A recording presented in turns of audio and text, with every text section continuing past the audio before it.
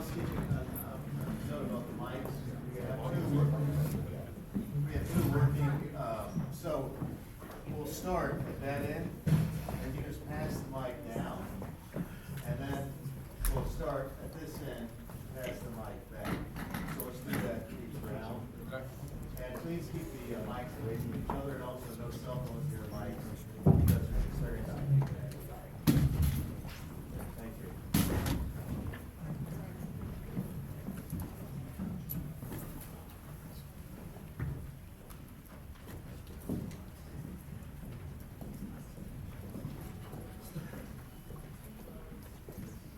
All right, I just wanted to say thank you everybody for joining us today. This is the Los Angeles Veteran Congressional Forum. I want to give my thanks to Jim Zenner, to the Bob Hope Patriotic Hall, and to all the staff that worked diligently to make this happen for us. We recognize you, Reagan, George, and everybody else that worked behind the scenes. Thank you so much for everything you did for our veterans and the community on this beloved day. With that being said, I want to introduce Ben Bartholomew, and he's going to lead us in our pledge of allegiance.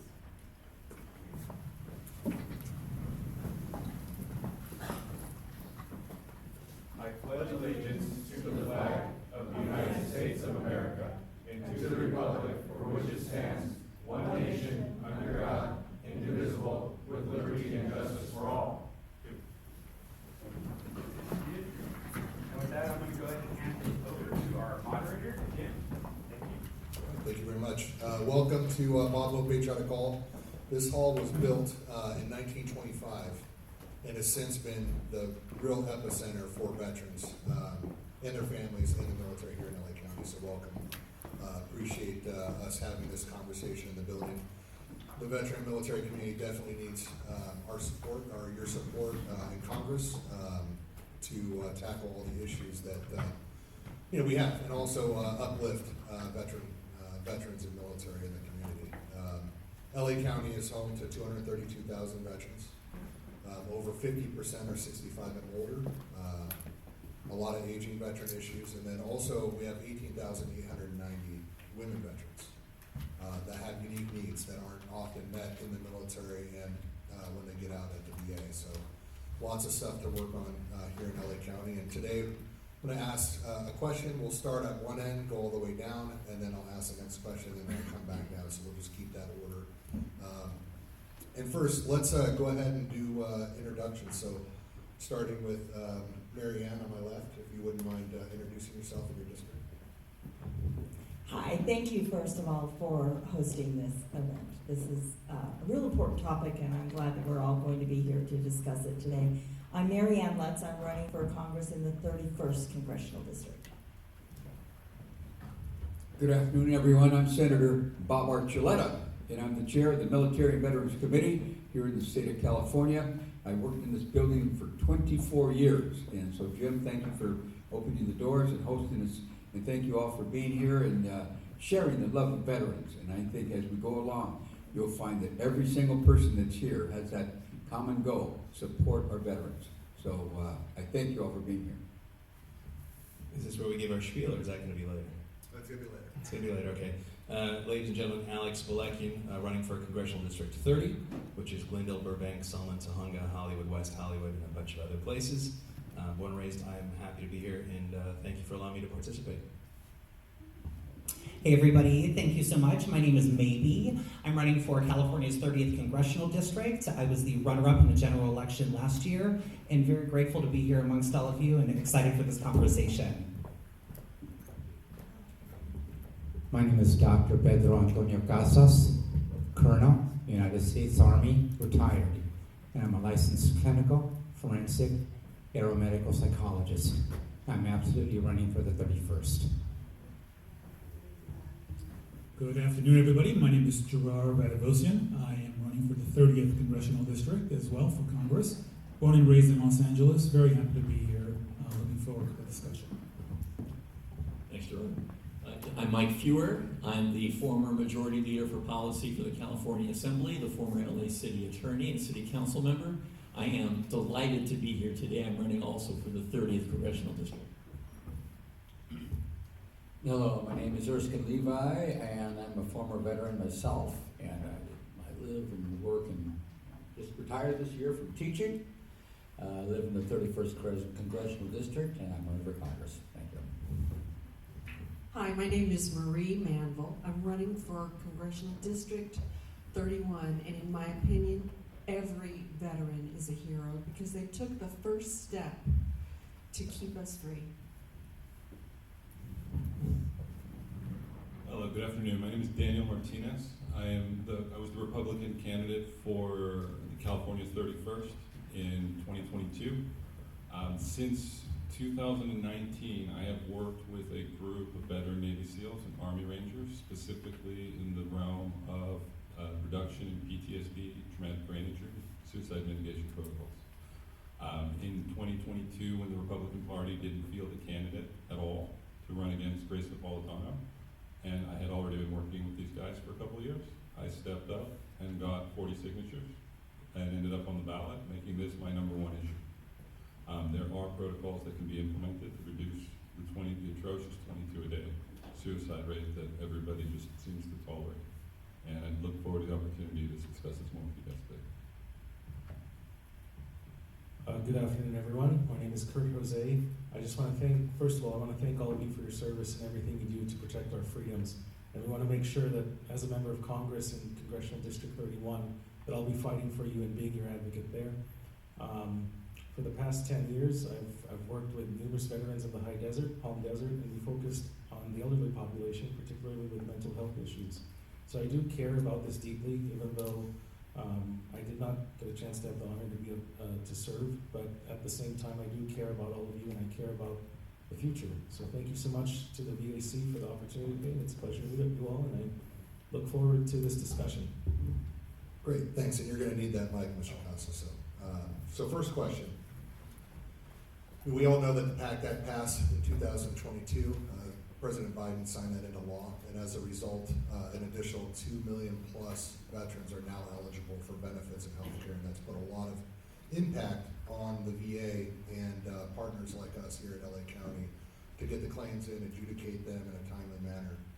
So first question, what steps should be taken to address the backlog and streamline the process of veterans' disability claims, ensuring that deserving individuals, veterans and their families, receive the support they need in a timely manner? And we have a 1 minute response for each question. Real quick, we're gonna have this gentleman here, when his hand goes up, you're within your 15 seconds, so you guys will know. And one other quick announcement, we are gonna be streaming this, so all your guys' campaigns will be able to reach out to us later for the link. We are gonna be having this broadcast, so what do you guys think? I thank you for that question, and it's the one thing that I've noticed in regards to the VA and its affairs. There's outreach out there, but we do need to do more. And I would say the way to streamline that is we try to cut through the bureaucratic process and we get directly into community outreach programs. We focus on enrichment. We focus on reaching out to the families, because part of the problem is also the rural communities, is what I noticed. They don't have access to it. And when you don't have access, or let's say you don't have a good supervising officer to put you through transition, then you end up lost in the process. So we need to figure out how to be more proactive and get out there and not just create these programs, because PAC program is amazing. We need to focus on more life-saving technologies that are available for veterans, because if we use the best and most advanced technology out there for warfare, why are we not doing that for our veterans? So that's what I would say to kick things off in regards to supporting veterans. Thank you. Thank you very much for the question. One of the things that I hear about most often are people who are disconnected from the VA system, because the VA system is fairly well sourced. However, the amount of veterans in the 22 a day are disproportionately disconnected from those services that are available to the VA. If you're plugged into the VA and you have access to those benefits, and you have access to the loans, and you have access to the integration programs, the different programs that some people on the stage have been working to develop over the years, then your prognosis actually is pretty good. However, it's very common for people to have problems signing up. People have problems getting an appointment. for the model of hiring for some of the therapists to be temporary. They'll cut their teeth there and then go into the private sector to earn more instead of developing long-term relationships. And you start to see patterns where individuals have to reopen their traumatic experiences. And there are things that can be implemented to be able to streamline those processes. It seems to me that one of the reasons for the backlog is lack of educated employees who know how to get people through the system. In addition to that, management has to be more proactive in guiding those employees. So what I'm trying to say is more employees, better pay, and better managers. Yes, that's a good question, and I'm not going to echo everything that I've heard, but it all sounds good. I'm a veteran myself, and I do believe, on one hand, as my colleague here said, maybe hire some more people that might know what they're doing, get the managers to jump on them to get their work done. But it's also, some said, to have a smaller bureaucracy because it has so much red tape to go through and so many people to go through. I had to fight a warfighter exercise while I was in the military, and I found out that hundreds of us doing our job was against 3 people, and they were beating us. So there is something to be said about smaller numbers that can get the job done a little quicker. Thanks. I think there are 2 issues that we should be focused on. One is having adequate qualified staffing, and that's an issue of priorities. The other issue, which is not a backlog issue per se, but it pertains to who's going to get benefits and who isn't, is the schedules may not be up to date. For example, the schedules on PTSD, which define the attributes of what PTSD means for veterans, need to be updated to reflect current realities. There are people who haven't been updated for a long time, and there are people who would have qualified years ago under those conditions, but today's veteran needs a set of rules that pertain to today's conditions, and that schedule should change too. So I think both staffing and looking at the criteria by which you determine who qualifies are both important.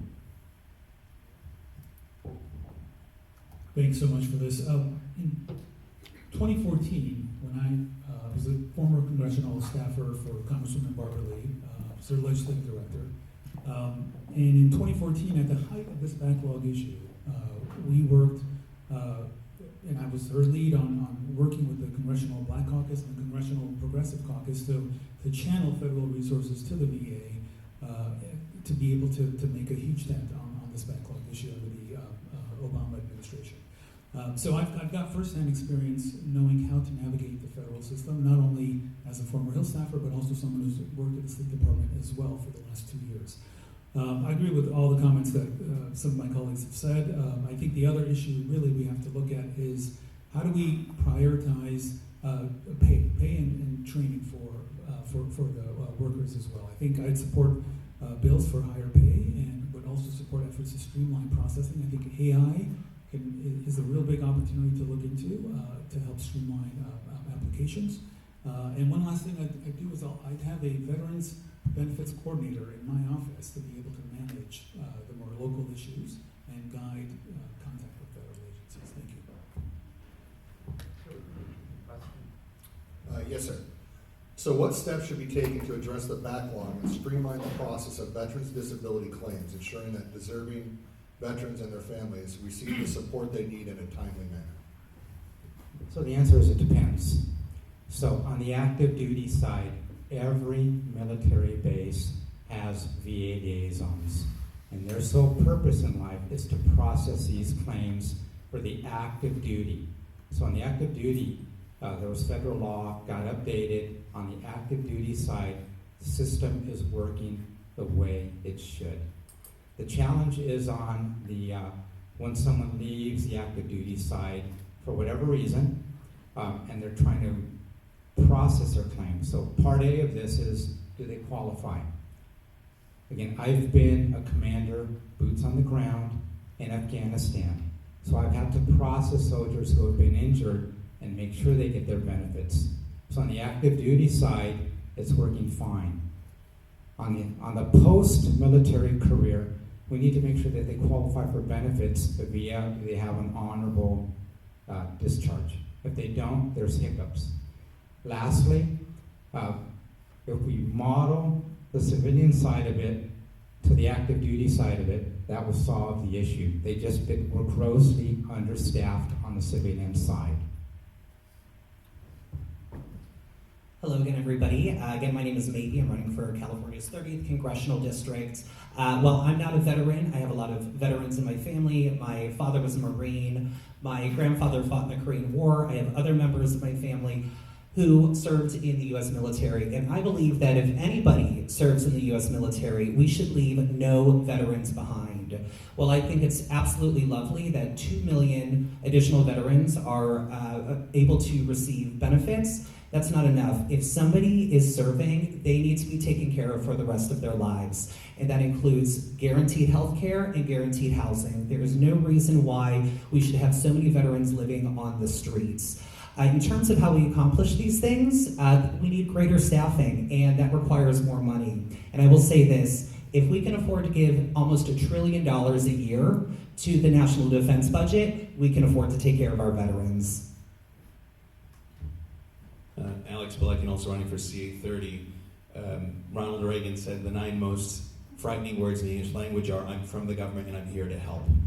There are about 25 million veterans, about 7% of the population here. I think there are about 450,000 people in the Department of Veterans Affairs. We saw with more money and rapid disbursement of funds with the COVID that there was rife fraud. So more money faster isn't necessarily that easy to get. And I would advocate that you get a private-public partnership with somebody who has private managerial efficiency to run this. But even in the private world, it's not perfect because Elon Musk took over Twitter, fired 75% of the staff, and Twitter's working exactly as it was. So there's a lot of efficiency I think that could be brought in, but I think you need a public-private partnership to drive that because the federal government has shown that it is inefficient. Thank you again. I'm Senator Bob Archuleta, representing hopefully represent the 31st Congressional District. But I will tell you this, in my office, I have someone in my staff that handles only veterans issues, and within 48 hours, their calls are returned and they're in the system. And thank goodness that we have the LA County veterans that are here that to serve and represent our veterans, the VCOs are they're called, and I've been working with them for years and years. As I mentioned, I served with the 82nd Airborne. Myself, I'm a combat veteran. I've got 2 sons that are serving right now. The only senator has 2 sons that are West Point graduates still serving. But I will tell you, as the PACT Act was enacted, we found that almost 5 million veterans came forward over time, but we didn't have the funds to do it. So now we have to push to make sure that there's funding. That's the issue, and hire adequate personnel who maybe look like us, look like the diversity that we have in the military, and make sure that if we can hire a vet, let's do that, but let's get them trained. The County of Los Angeles, here in this building, has specialists that work with our veterans every single day, and they're taking on the challenge, and they're opening the doors and the bridge between the County of Los Angeles and the Veterans Administration, and that is so important. We've got to take care of these families because the waiting, and right now it's about 157 days before that claim even gets looked at in some circles. And without the County of Los Angeles, it wouldn't happen. So I will tell you this, let's support our veterans, but let's increase the funding. Thank you. Thank you. Hello again, Marianne Lutz, running for Congressional District 31. I think first you have to look at what's actually the blocking of getting these claims processed. Is it somewhere after the claim is made? Is it at the offices? Do we need to go back and do a forensic and figure out what they're doing, why it's taking so long? I would advocate that we first figure out why we have the blockage and then address that. And it may mean more staff, it may mean better training. That may happen. The other aspect is, are we getting the information to the veterans to fill out the forms? Do they know how to fill them out? Do they know where to go? Do they know how to process? I would advocate that we enlist people to help, other veterans. Meet the veterans where they are. have, for example, the veteran sites at colleges, have them help do the applications. Have veteran sites at libraries, have them help do the applications. It's really figuring out what the problem is and then finding the solutions to actually meet every single aspect of the problem. Okay, thank you very much. So for the second question, there's a real disconnect between DoD and the VA. And as a result, our men and women transitioning out of the military often find themselves lost. Suicide was mentioned earlier by the panel. We know that a lot of veterans die by suicide that first year once they get out. So if elected, what legislative measures would you take to support the successful transition of veterans into civilian employment, considering skills translation, vocational training, and job placement programs? Thank you. That's such an important question. First off, I would support legislation. I would help write legislation that would, A, bring more funding so that we have more counselors to help the veterans in their transition. Two, I mentioned before universities, colleges, libraries, other entities where we have veteran services. I would like to add additional funding to actually put more people on the ground, more mental health professionals, more job skills professionals. I would also add more to our community colleges and our colleges that can give the workforce development courses that are needed for our veterans so that it doesn't take them 3, 4, 5 years to get back into the workforce, but they can get back in really quickly because they've had the training. And those are the things I would focus on. When we talk about veterans, we also talk about prevention of suicide. Suicide prevention, that in the civilian world versus the military world, veterans are double the suicide rate. And that means that we, again, go back into funding. We've got to hire more people. As I said, veterans helping veterans would be a great opportunity. Right here in the County of Los Angeles, there's an outreach to hire more veterans, be the county veteran service officers, to come in a fast pace, and that within 6 months, they're face-to-face with a veteran. That would really help. The other thing is that it's so important that we have to find the treatment that is so vital. Mental health is a big issue. Family involvement, people don't realize. I know that when I served, I had to make sure that all my buddies had access to their families, and every commander has access to their families. So I think this is so important. We have to open up the doors, bring in the family so they can be a participant in the betterment of that veteran, that mental health issues that start to plague veterans. But then we've got to open up the doors with economics. We got to make sure that there's job placements, that there's a transition from so many unions that are ready to help and so many people that want to hire veterans. But if you want the job done right, hire a veteran. Thank you. Excuse me. Is there any way to question their reply to what they're saying? No. So, you know what? We'll open up the questions at the end, Oh, okay. and then at that time, you're welcome to raise your hand and ask a question. Okay. Sorry to repeat the question again, I apologize, I lost my train of thought. Yes, sir, no worries. So what legislative measures would you take to support the successful transition of veterans into civilian employment, considering skills translation, vocational training, and job placement programs? Two mantras I live by is one size does not fit all and less is more. So as far as one size does not fit all, there are pre-discharge factors, risk factors that are associated with bad outcomes after military discharge. Me being a researcher, so some of those things are, for example, less than honorable discharge due to drug or alcohol abuse while they're in the service. Also, if that person comes from a broken household, for lack of a better term, there are people, about a fifth of enlistees who come because they want a more stable environment. People who list that as one of the reasons for joining have worse outcomes. So if you know going in, and also what happens to them, longer deployment times, more deployments. If you know that they have certain risk factors associated with a bad outcome, then you can go ahead and apply those resources more effectively at the time of discharge. Also, the VA Veterans Administration was started in 1989 as a separate cabinet department. Do we think in the last 35 years things have gotten better? If not, and if it's such a disconnect between DoD and Veterans Affairs, then I would say less is more, and wrap it back into one single department so they get one-stop shopping, so there's not that duplicity and difficulty transition from one to the other. So as a candidate who is running for U.S. Congress, big part of my platform is economic equity. And economic equity, to me, includes universal health care, housing for all, tuition-free college, a livable wage, and a federal jobs guarantee. When we have veterans coming back from serving who cannot have health care, housing, education, or find a job, that is a problem. We live in the wealthiest nation in the history of the world.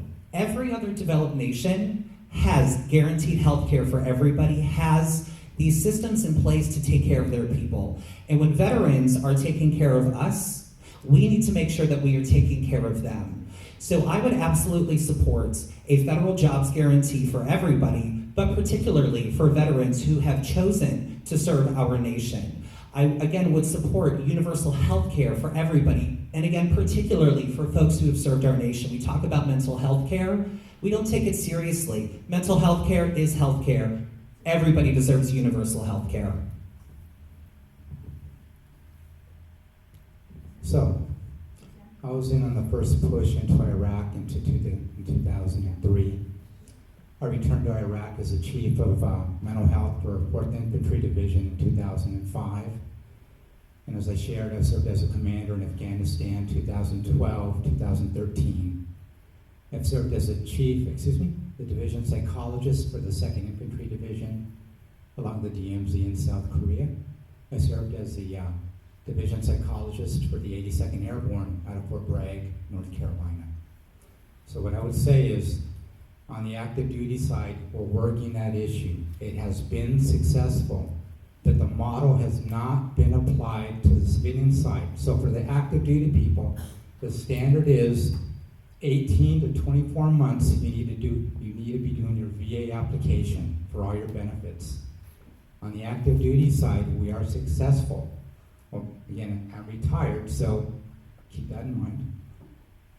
On the civilian side, they have not bolstered up the VA to meet that same standard, and that's where we have to invest.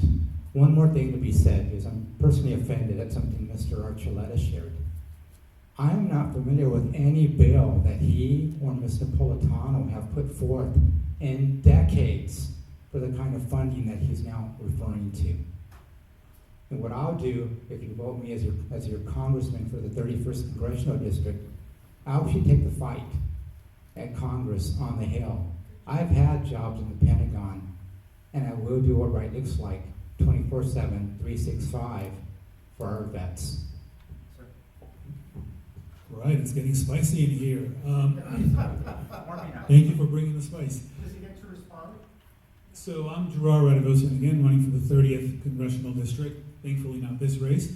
I want to reflect a couple points on, as a former Hill staffer again, and someone who just came off the State Department. One, I worked for an appropriator, so someone who worked on the Appropriations Committee, and so I've studied the accounts. I know how funding flows from different accounts across different agencies. It's complex. One of the biggest challenges are that these agencies are not incentivized to actually talk together.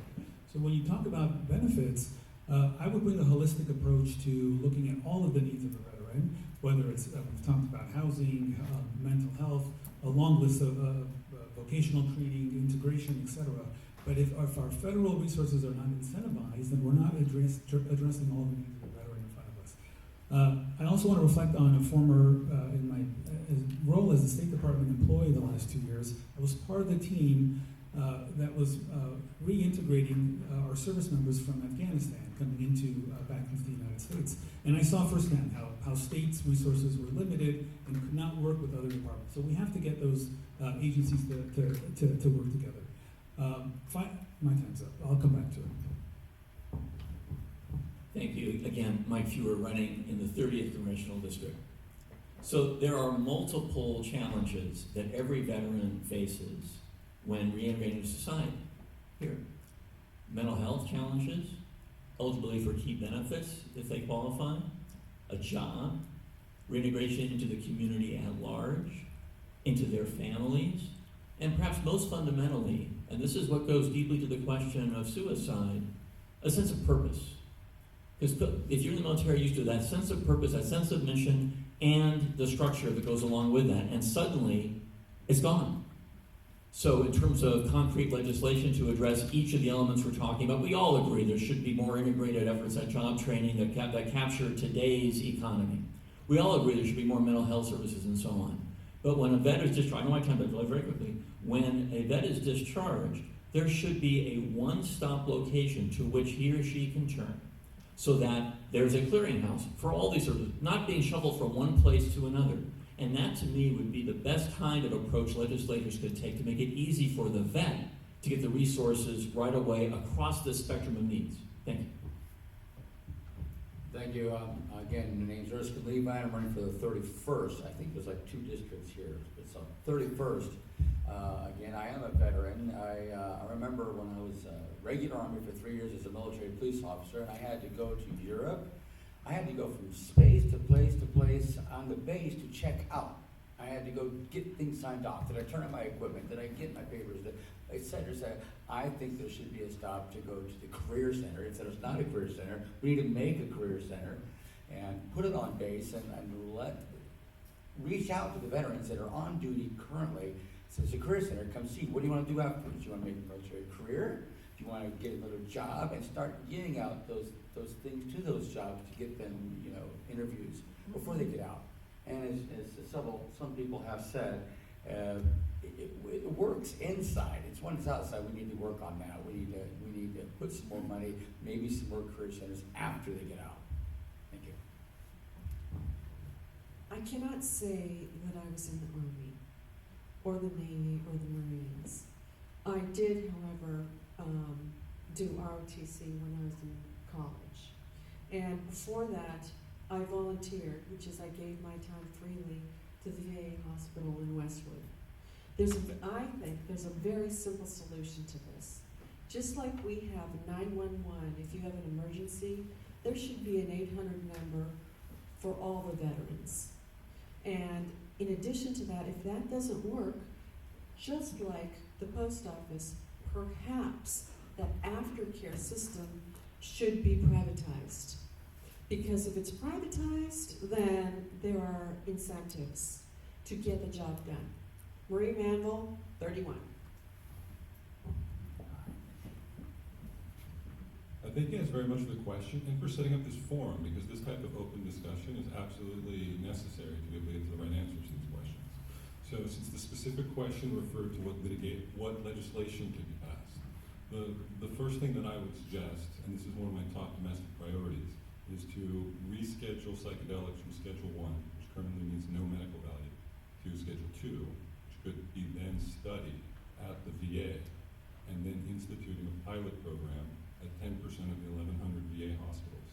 So any veterans who are in need, who have suicidal ideation, who have PTSD or traumatic brain injury, who would like to participate voluntarily, no force, but would like to participate in a research project that could then be published, that has shown up to 75% reduction in suicidality. I would point to the work done by Army Ranger Jesse Gold at Borough Parks, Mark Snamber Capone with vets, and I would also like to take a couple moments to point out that what Mr. Feuer suggested about a one-stop shop center is something that one of the the Army Rangers that I work with very closely came up with. And he conceptualized it as Valhalla. That was the name that he came up for.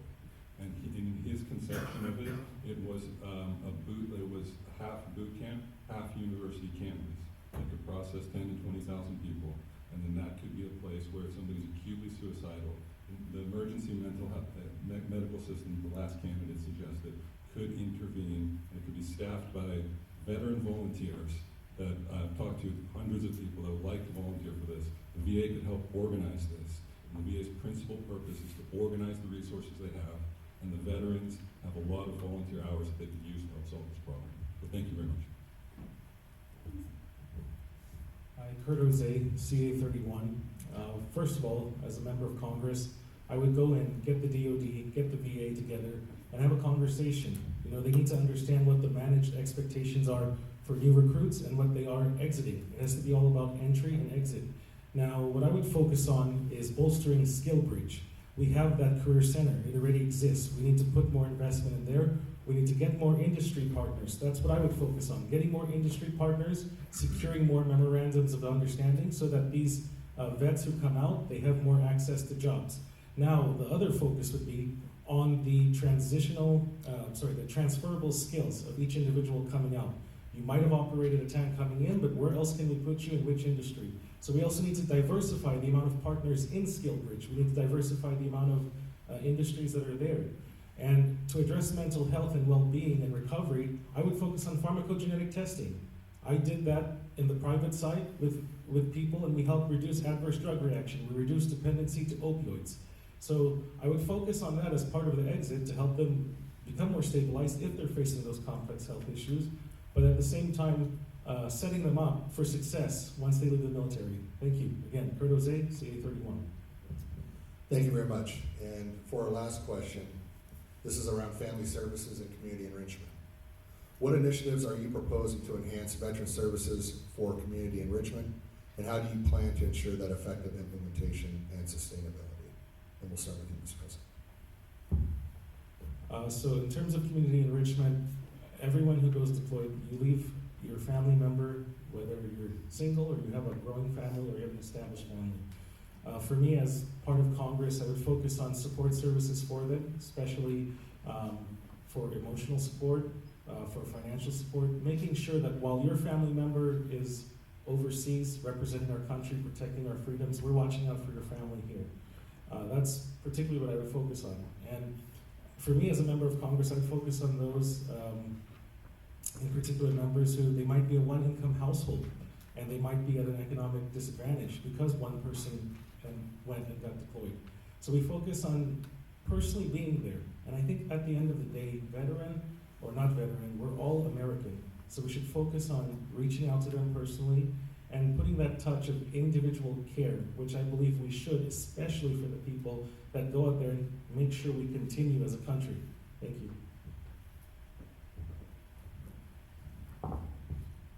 One of the most sacred social contracts that any government has is with their military.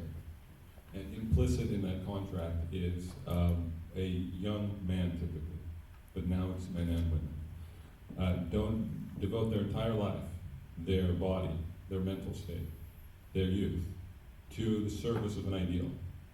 And in exchange, that country takes care of their family. That country takes care of that human being when they return home. And this is something that we do very poorly.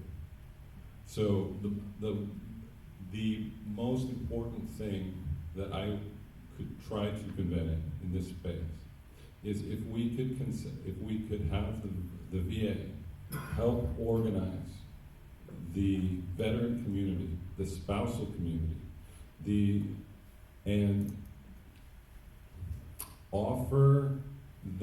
ask them for the solutions that they can envision to solve the problems that they're dealing with. If we could have tens of millions of volunteer hours to help solve some of these problems, and with a little bit of creativity.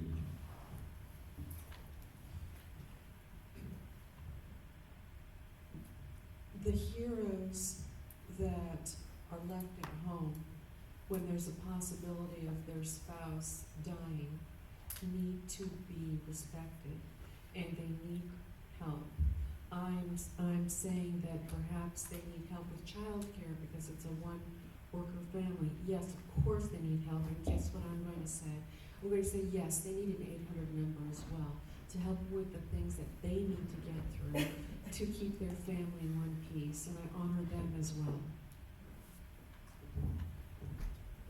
Married. I got married in 1983. I took my wife with me to Europe when I was stationed in West Germany during the Cold War. And I would have liked to have seen afterwards. I mean, I picked myself up by my bootstraps when I got out. I got myself a job. I became a teacher for 30 years, a captain of security operations and police officer. I mean, it's not the problem. Not everybody can do that. So maybe the 800 number. Maybe the services for the soldiers, whoever they are, male or female, but I say also for their spouses, and also for their kids, job training, placements, access to concrete interviews for everybody in the family, not just the veteran. Because sometimes, both parents have to work. And sometimes one's trained and one's not. You gotta get them trained. We gotta help out the whole family. And young families too. So maybe help them out with babysitting services so they can work if they have to, etc. But there's probably more I want to say, but I'm leaving it at that. Thank you. Thank you again, Mike Feuer, 30th District. The most important community enrichment step a representative from the 30th District can take right now is to grapple with homelessness on our streets that pertains to veterans. There are so many veterans who right now in Los Angeles are confronting the choice between taking disability benefits and being eligible for housing, because those benefits now count as income toward that housing. On my first day in Congress, I'm introducing legislation to change that, because that's wrong. I was at the encampment, which you might remember at the VA in Westwood, that was literally aligned with the fence at that facility. On one side was the VA and services, the other side was a homeless encampment. And there were homeless veterans throughout the city of Los Angeles who couldn't even get to the VA for services. I wrote a letter to the Secretary of Veterans Affairs saying there ought to be transportation that you provide to any veteran on our streets to that facility to get the services and housing that they need. I know my time has expired, but I do want to underscore the fact that we can talk in generalities and we can talk in specifics about what we're going to do to actually lift up veterans who've given their careers, their lives for service, and are relegated to living on the street.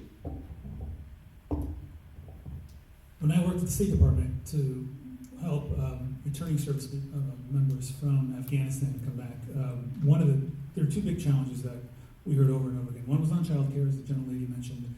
That is an often looked benefit as it relates to integration. And the other is around peer support. Peer support networks are needed. And that's an important piece of helping alleviate stigma that is often a part of families who are returning or service members who want to seek mental health or PTSD support. And so I focus on those two areas. I also want to say that my mantra in general would be, and this applies for everything, but nothing for veterans without veterans. I come from the HIV movement. We don't do anything to fight HIV without people living with HIV. I have the same approach in my office. I have the same approach as it relates to any bill that I propose, any letter that I sign. I'd want to make sure that there were veteran leaders, veteran organizations around the table advising me, because they're smarter than I am, about what to do. Finally, because we might not have a chance to speak again, I just say the best thing we could do to support service members and veterans is to stop the endless cycle of wars. Let's not create more veterans. So I'm proud to be one of the first candidates in this congressional race to call for a ceasefire. Because unless we stop the endless cycle of wars, we're not going to be able to marshal resources to be able to do all the things that everyone here on this table is suggesting. Thank you.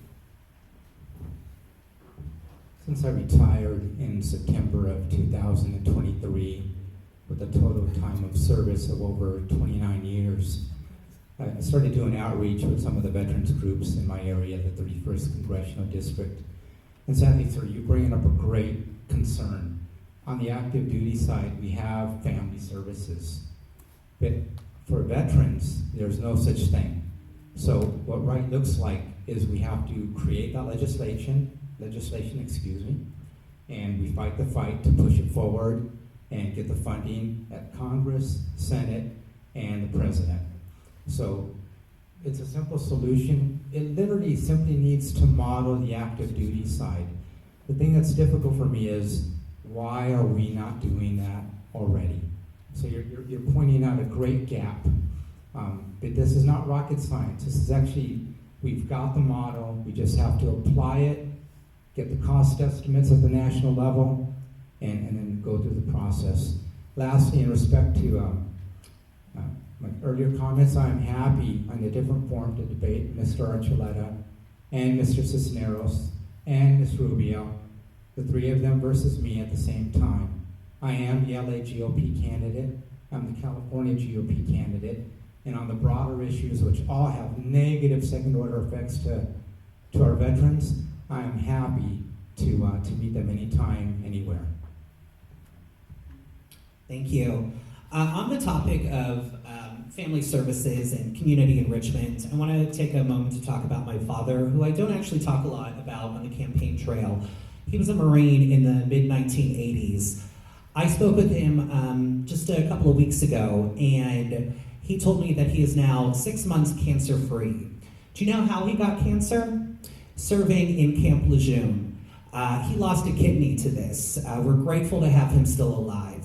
I will say, because of things like this, I want to make sure that all veterans, for the rest of their lives, because we can see that some of the effects of serving do not just last a year or 2 years, but here we are 40 years later, and my dad is now just getting over cancer because he served this nation. So I'm here to fight for universal health care. I'm here to fight for housing for all. When we talk about homelessness, poverty is a policy choice. The fact that the city of Los Angeles criminalizes homelessness, including veterans experiencing homelessness, is unacceptable to me.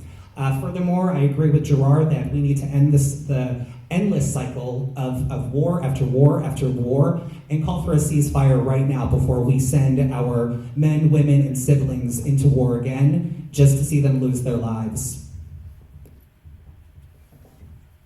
Alex Balekian, CA 30. So this is a specific problem, and I like to say I prefer to use a scalpel than a sledgehammer. So there's a dichotomy of people who leave service. There are the people who can navigate things, who can take care of their families, who are well-adjusted, and those people who cannot. So it's about 1/3 and 2/3. So a third of veterans end up being separated, divorced, or even never married at all. So I think that is where we should focus our resources for family issues and maintaining stability. And again, there are certain factors that are associated with the breakup of those families: younger age when they're married, extended time of deployment. So this is where we are specific with a scalpel and less with a sledgehammer of our limited resources to make it work. In addition, for those 12% of vets who never married, they have family. California has a disproportionate number of veterans and also homeless veterans. So we should have money so that their home states where their families are can take them, can give them extra sobriety, like sober living, so they can be with their families, because just because they're not married doesn't mean they also don't have families to go home to that need support. Thank you. Again, Senator Bob Archuleta, and I'm running for the 31st. And I'm so proud and honored to share with you that Grace Napolitano's endorsed me to complete her time.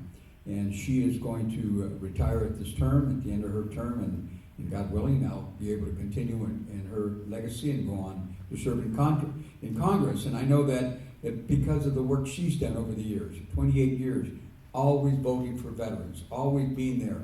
But I will tell you, it takes more than just one. It takes us all together. But I will tell you this, the county veteran service officers, many of you don't know the work they do, but they augment what the VA can't do because they're bogged down. And yes, indeed, we've got to fund them. And yes, indeed, we've got to open the doors. But you know, these veteran service officers are counselors. They meet with the veterans that are homeless, veterans that need help. They get them into the system. And when they're able to get them qualified for as much as 100% rating at $4,000 a month, that changes everything. And that money comes into our communities and for their families to augment their problems. But I will tell you this, by having more veteran service officers here in the county, we'll be able to have more veterans. And that's why one of the things I did as a senator is went out and got $5 million so we could start hiring more service officers. We've done that. We've also got the veterans that are out there that no doubt, both men and women in uniform and who are veterans, quality of life, proper compensation, appropriate housing, upgrading the medical care that they get.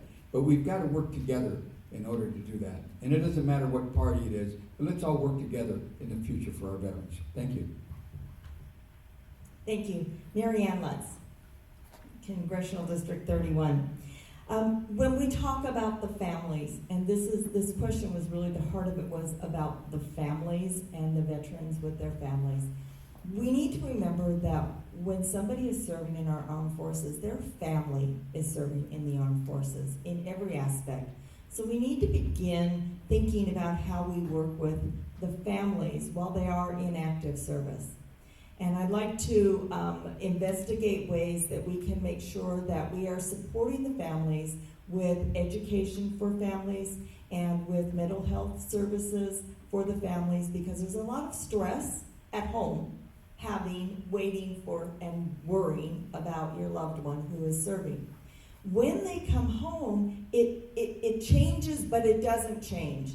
I'd like to see more family services, mental health, education, and also one of the things, everybody has such great ideas. If we could all sit in a room and make these things happen, wouldn't it change the world? But one of the things that in my district is very important to our veterans is what's actually in our district. And there's not a lot in our district. For example, I have friends who are suffering with PTSD.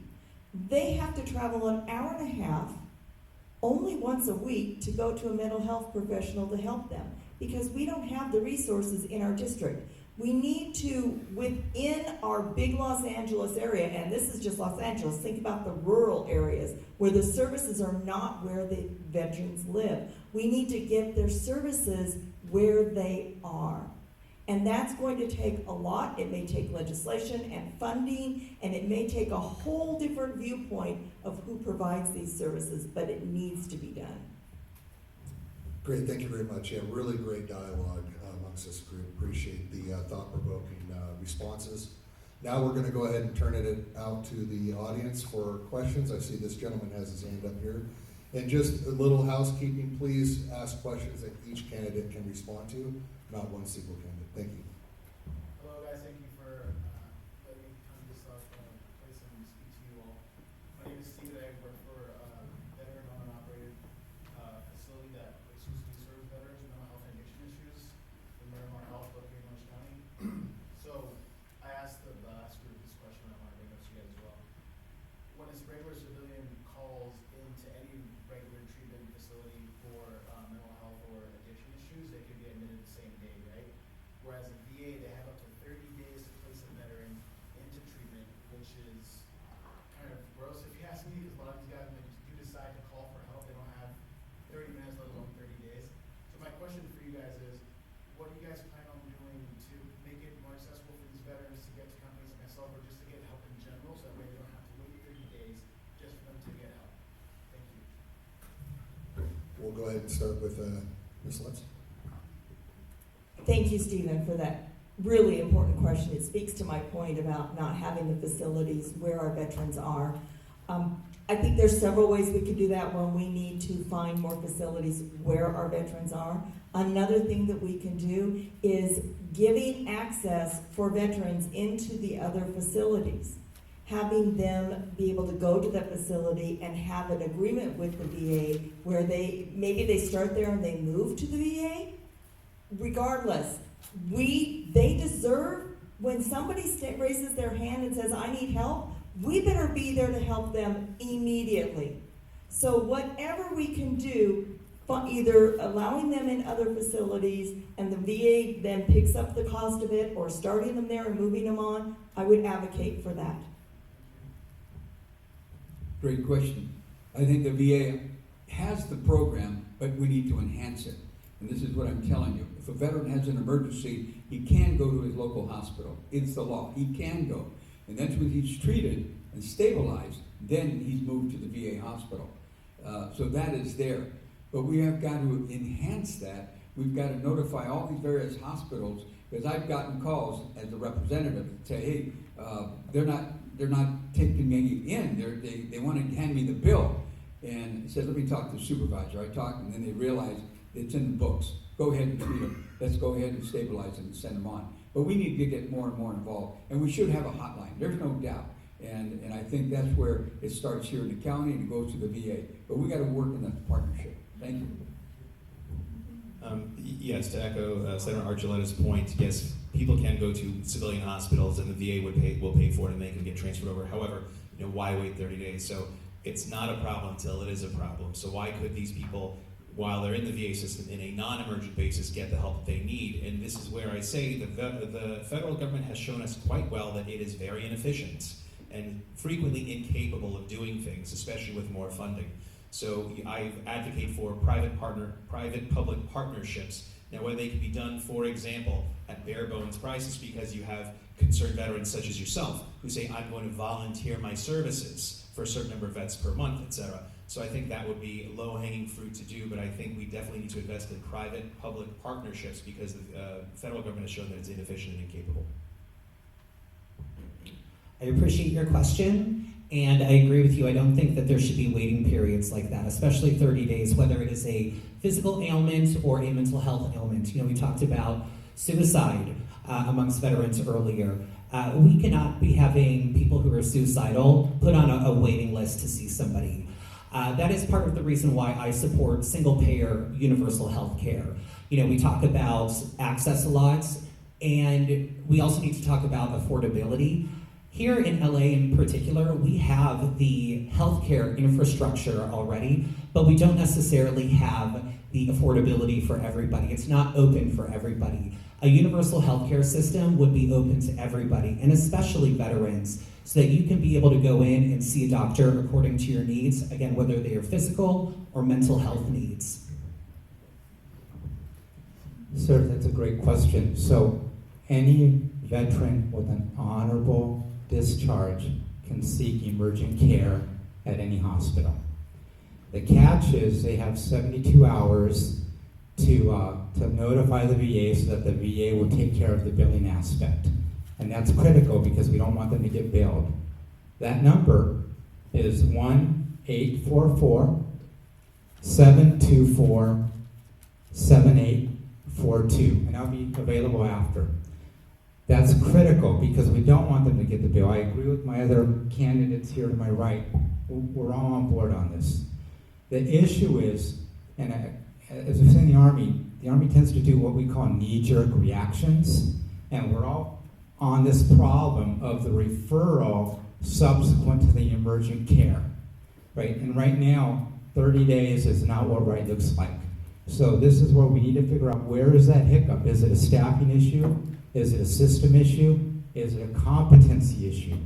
We need accurate answers, right, before we start devoting millions of dollars to this. But we need that accurate answer. You're spot on, and I agree with my other colleagues here that is absolutely something that if you elect me as the congressman for the 31st, that's another fight I'm taking.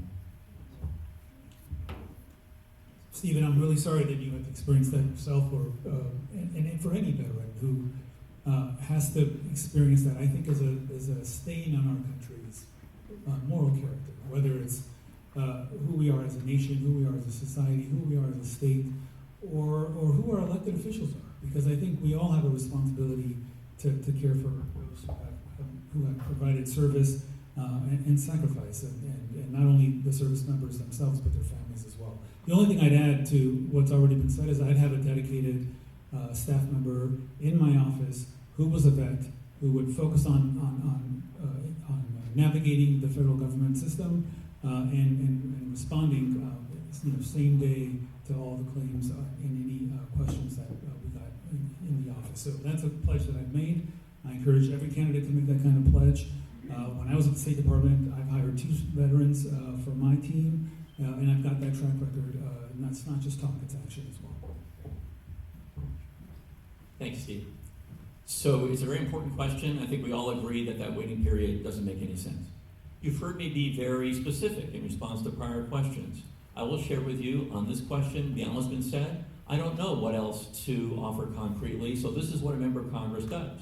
In that situation, I would invite you and other stakeholders into my office and listen to a description of the problem, and then listen to people from the VA and others describe what the system looks like now, and have some exchange in front of me. Why can't it be like this? What are the impediments necessary? How can we find a way to move forward with an action plan? Not a meeting for the sake of talking, but a meeting for the sake of coming up with action. That's how legislation actually comes to be. There's a problem that's defined, a team evaluates it, experts are called in, and then there are public hearings about that. So that's what I would do, were I a representative of Congress in the 30th Congressional District. Thank you.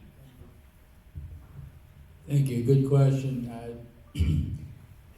Let me just ask this question, a question with a question. And you call 911, you've broken something. Oh no, sorry, you gotta wait 30 days.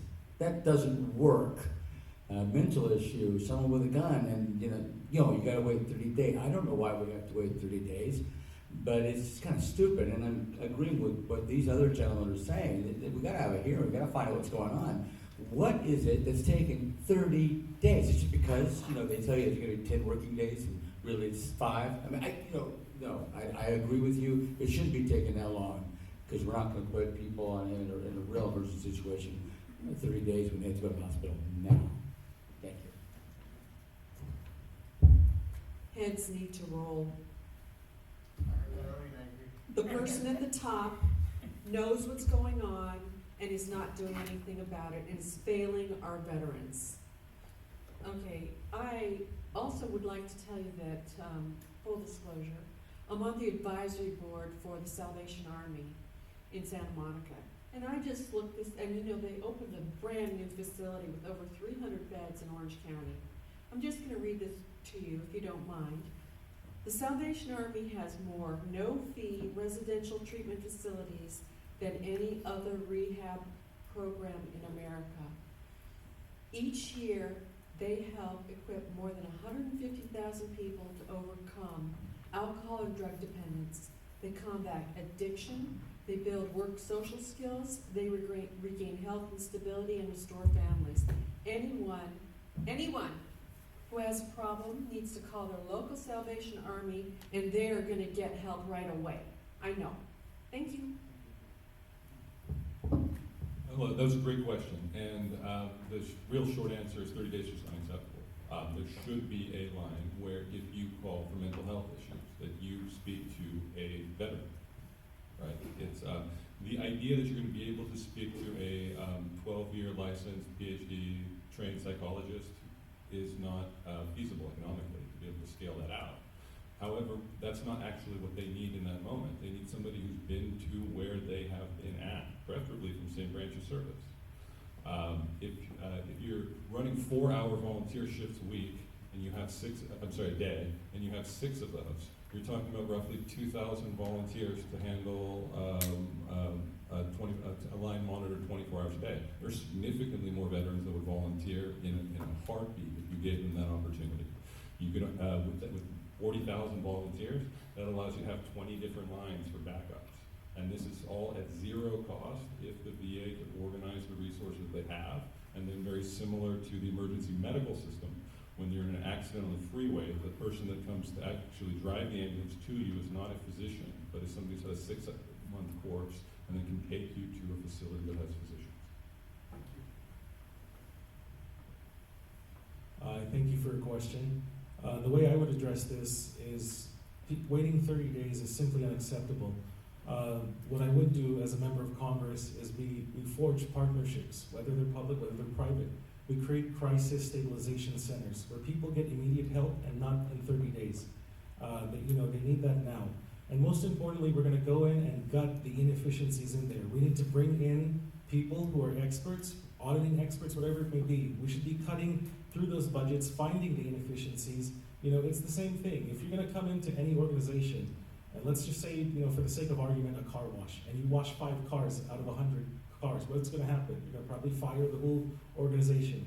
That's what I would do. We should cut those inefficiencies, provide direct help. But most importantly, as the only healthcare advocate in Congressional District 31, I would focus on cost-effective measures. Pharmacogenetic testing has a lot of utility. I would come in, create health programs that are pilot, so we can get more funding, and figure out, how to reduce adverse drug reaction, how to reduce dependency on opioids. And once we go from there and we figure out how to actually help people directly, we can then expand that program, make it bigger, make it more part of the healthcare system as a whole. So for me, as Kurt Jose from CA 31, I'm an advocate for quality of care and access to it, and that's what I would bring for the veterans and for everyone as a whole. Thank you. Great, thank you very much for the question and then the responses. Ma'am, you had your hand up first. Yes. I'm not gonna stand, I'm a little bit tired. Each and every one of you said that there's an ideal. For those that have been in office, it's kind of disappointing that as you're running for a new office, you're saying that you have the answer now to the veterans problem that has been existing, especially here in California with the homeless for 20 years. Some of you know who I am. My name is Elvira Moreno. I was a candidate for the 31st, but because of medical issues, I suspended my campaign. But I'm very familiar. In fact, I was a Democrat, and because of the Democratic Party, I have switched, and now I'm a mega Republican. Each and every year had wonderful responses, and I commend you all for being candidates, because it's not an easy position to take. Except for the ones that are, I'm sorry, Mr. Archuleta, you've been in office. I was in office and you were there as an assemblywoman. I know you very well. You didn't have a great day.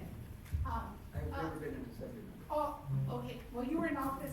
I was running for, Please get me. Ma'am, okay, is there so a the question, question please? is this: what made you now, other than the ones that are all there, to have an answer for the veterans, but didn't have it before, or doing some boot on the ground for your Yeah, the question responsibility? has to be for everybody. Yeah. Yes.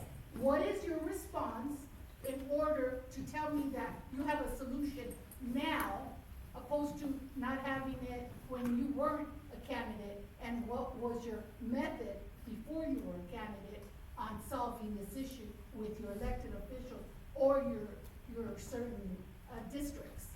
What, at that point, did you do before in order to help the veterans with their mental issues? I know for one, Daniel Martinez has been doing this for about 4 years. But for those of you, Archuleta being in office, I don't know. So that's my question. My question, what have you done prior to doing this to get your solution for those homeless veterans, for the mental issues? What? Does everybody understand the question?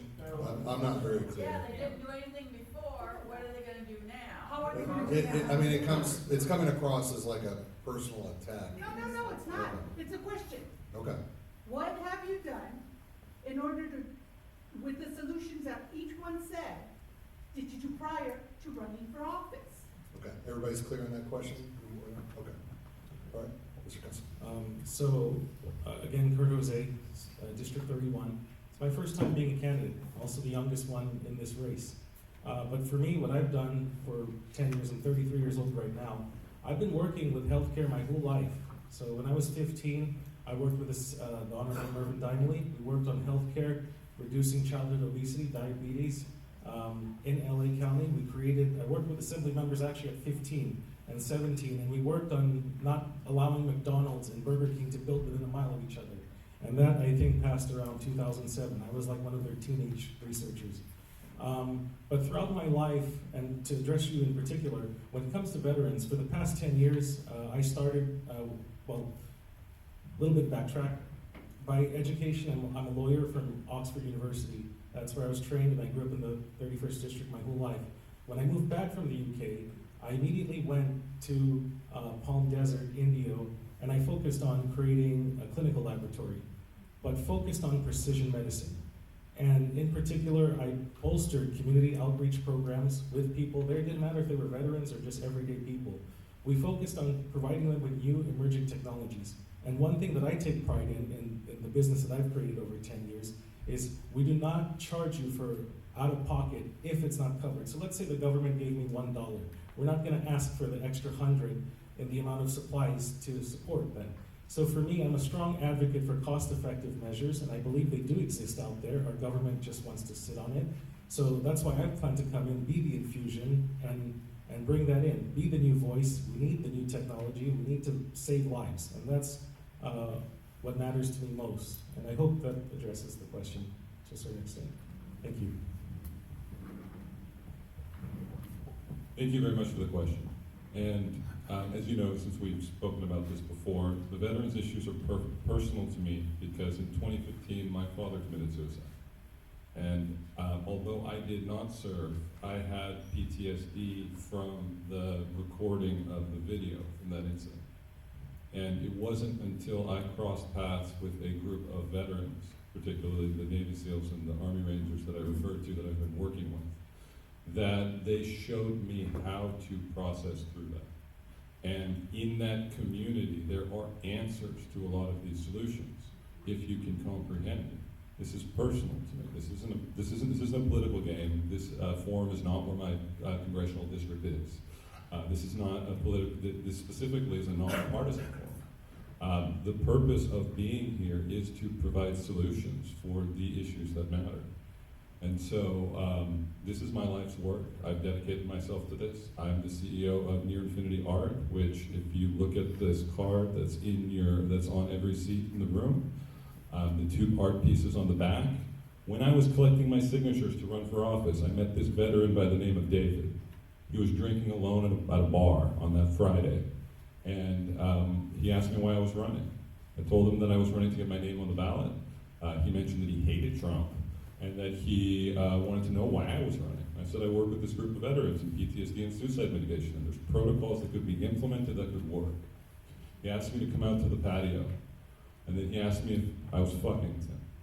And then he told me that he had broken his back in service, that he had traumatic brain injury.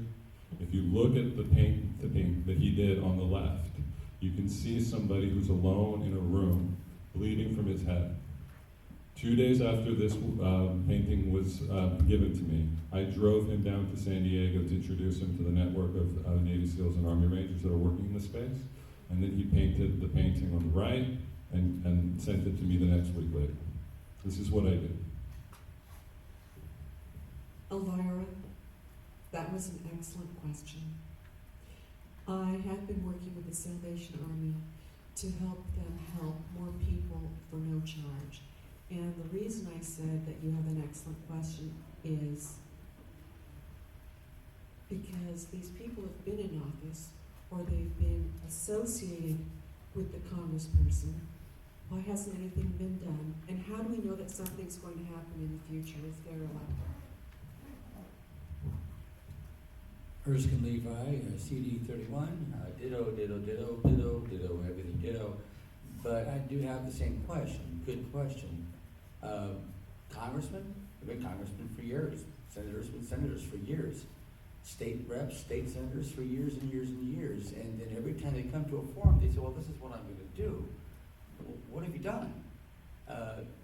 If you can do that now, as you said, Elvira, why can't they have done it already?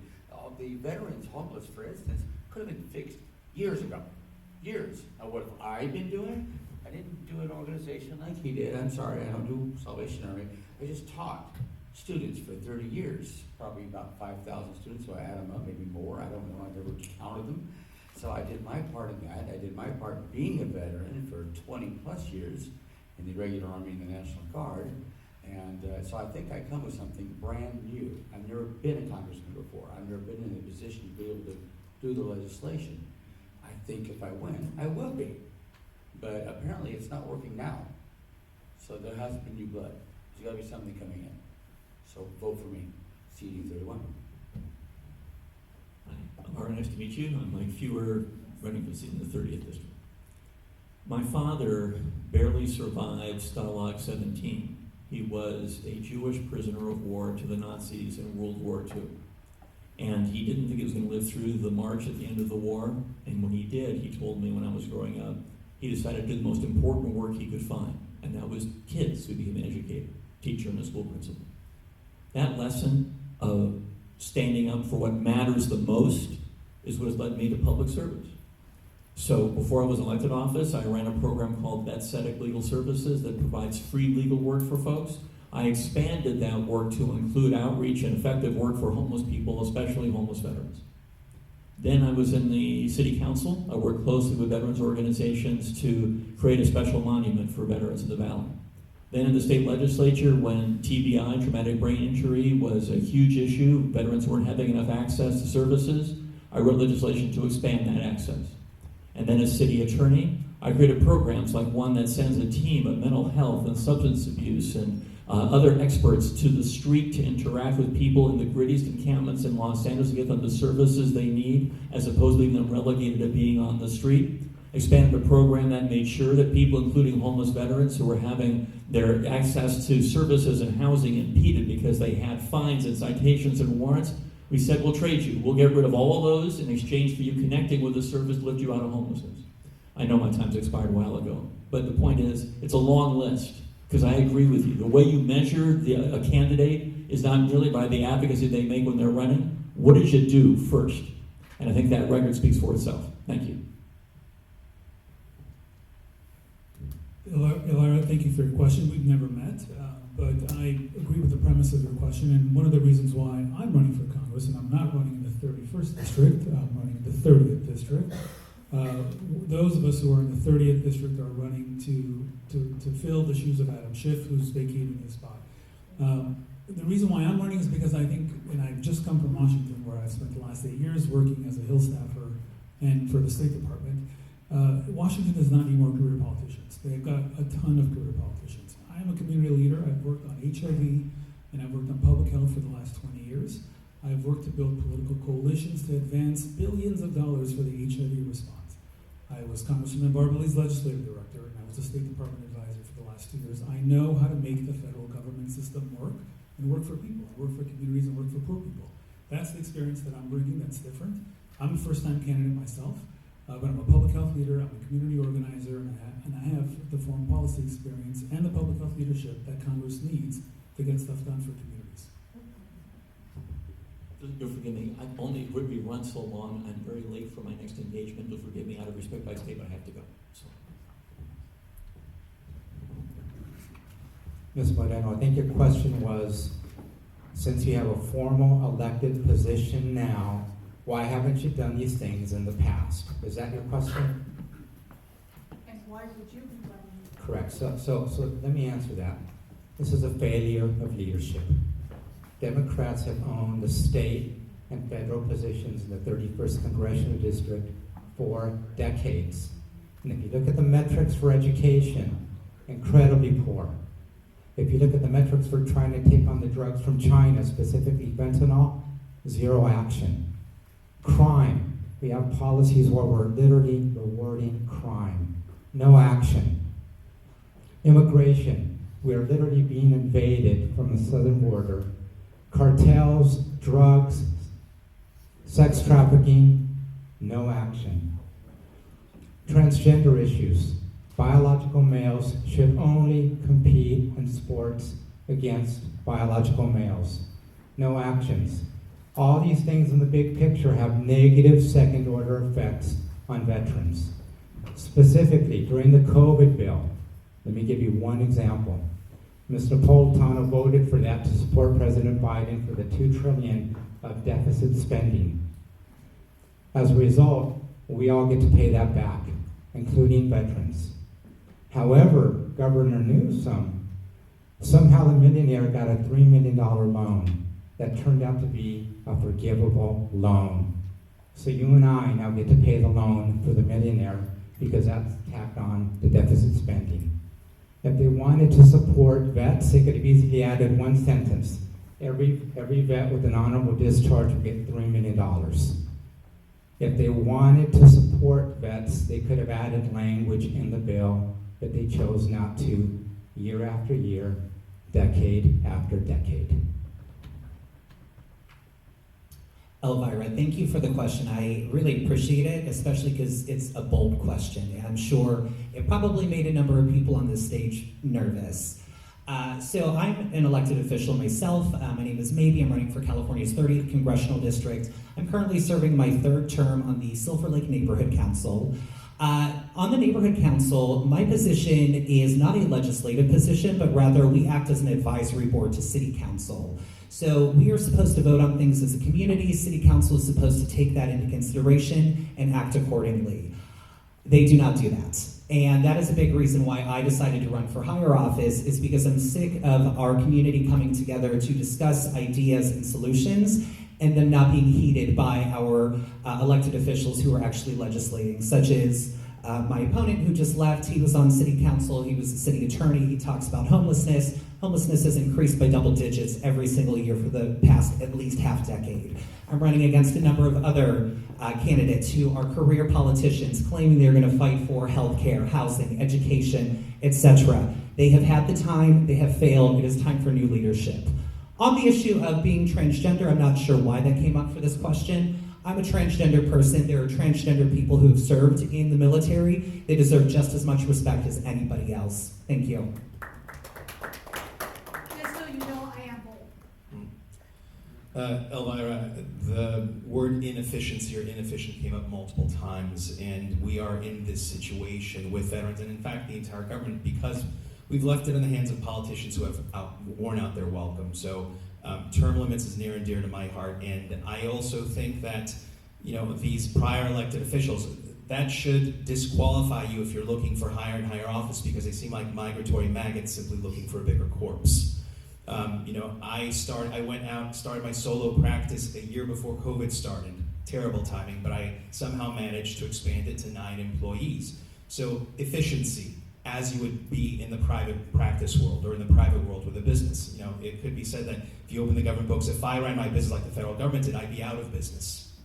So I think that everybody's question calls for somebody with a fresh perspective.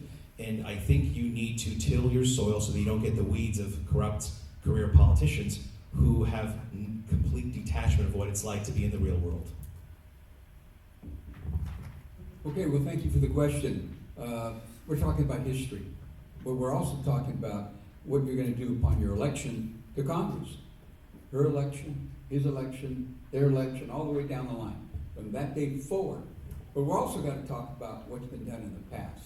This building, I've been the commissioner here in this building and the chair of the Military Veterans Commission in this building for 24 years, working with fellow veterans, working with the counselors every single day, working with the County Board of Supervisors. I did that for 24 years.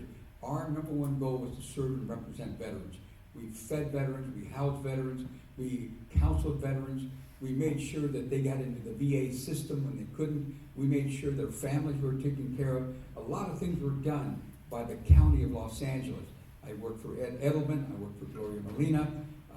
I will tell you, in all those years, every one of them never asked, every veteran, and we never asked, are you a Republican, a Democrat, or independent? We didn't care, and I still don't care, because veterans issues are not Republican, Democrat issues. They're life issues, and we have to continue fighting for them. I served Barack Obama. I was on his administration, serving the United States Military Academy at West Point, the first Latino ever appointed to that board, serving with 4 United States senators, 5 United States congressmen, and 5 presidential appointees. I was able to do that, and I helped 21 Latinos and Latinas get into West Point to change the diversity of West Point. I've done that. I worked with the Department of Defense, working with advancing all of us, equality and fairness. Equality and fairness across the board, and I've been doing that. So my life has been that. I've sent 2 sons off to combat, and they returned home. God bless them. But I will tell you this, the work I've done all my life has been for veterans. And if anybody asks, what is Bob Archuleta known for? Service to veterans. And I stand behind that, and when I become the congressman, I'm going to go ahead and go forward, because I know what needs to be done, because I just heard it. The education, the benefits, the mental health issues, housing, it goes on, and I'm ready to take that on, because I'm Bob Archuleta, and I'm running for the 31st Congressional District. Thank you. Thank you, Elvira, for this really important question. History, I am Marianne Lutz, running in the 31st Congressional District. I'm the former mayor of the city of Monrovia. Right now I'm a trustee at Citrus Community College. Working in those 2 positions, I'm fairly limited in some of the things that we can do for veterans, but I'll tell you some of the things that I have done. First off, I am the daughter, the sister, the cousin, the aunt, the niece of veterans, male and female. As mayor, we instituted in our city a Blue Star, Gold Star program for the families that are at home waiting for their veteran, for their person who is serving us. We started a program where we have a Veterans Resource Center within our library that is housed 5 days a week, where a veteran can come at any time and get support. We started a program where we gave city-funded loans to small businesses owned by veterans. As a trustee, I am involved in our Veterans Center at Citrus College, which is one of the premier centers in the state of California. And we have worked with them to provide mental health professionals directly to that center and to provide educational support and workforce support so that those, and also educational support so that our veterans can get their degrees or their certificates or whatever they're working for so that they can get on with their life. As a mayor, I was a member of the Women's Mayor Council, and we worked primarily with the women veterans, and I specifically worked with the Surgeon General of the Army Medical Group to work with and to support women who need support from the veterans in Women Veterans. This is my first time running for Congress, and these are the things I'd like to do and continue. Thank you very much. Appreciate the question and the dialogue. Really appreciate having you guys here. A lot of insightful information was shared today, and wishing you the best on your campaign. With that, we're going to conclude this forum. Thank you very much.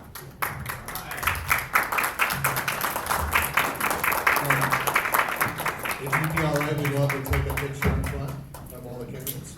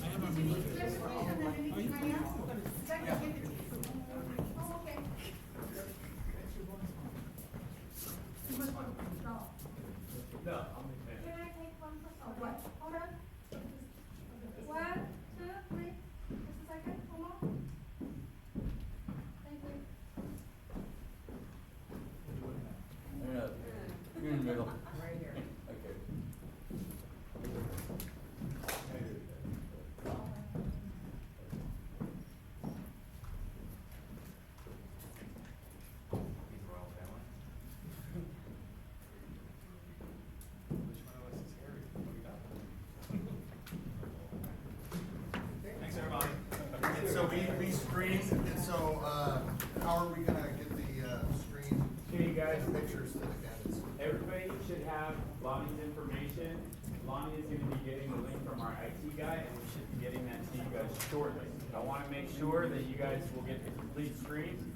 That is so you guys can parse it out and kind of separate it from your guys' individual campaigns and share social media. Good?